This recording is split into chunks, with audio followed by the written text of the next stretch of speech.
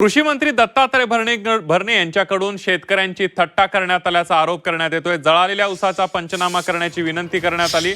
पंचनामा करण्यास कृषी मंत्र्यांकडून नकार देण्यात आला आणि या संवादाचा व्हिडिओ सोशल मीडियावर व्हायरल होतोय। जळालेल्या ऊसाचं तुमचं काय माझं काय नाही मोठी माणसं सगळी मोठ्या माणसाचा ऐकून करणार मला काय उपयोग साधा माणूस आहे गरीब माणूस आहे. जळालेल्या ऊसाचं पंचनामा मला ज्यांनी सांगितलं त्याला हे करा तुम्ही मामा तुम्ही शब्द दिला मी नाही शब्द तुम्हाला दिला. सिंचन भवनला तुमचा माझा काय शब्द झाला नाही सिंचन भवनला मामा तुमचं काय माझा शब्द नाही तुम्ही आंदोलन केलं परत नाही सांगा शब्द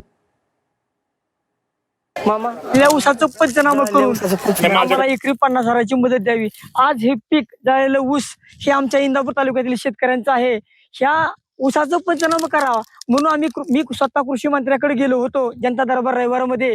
तर त्यांनी मला उत्तर दिलं की मी लहान माणूस आहे। अहो इथं लहान माणूस मोठा माणूस तुम्ही आज कृषी मंत्री आहेत आमच्या या महाराष्ट्र राज्याचं, तुम्ही उत्तर कसं दिलं पाहिजे। मला साहेब 2 बाटल्या सलाईन लावलं होतं।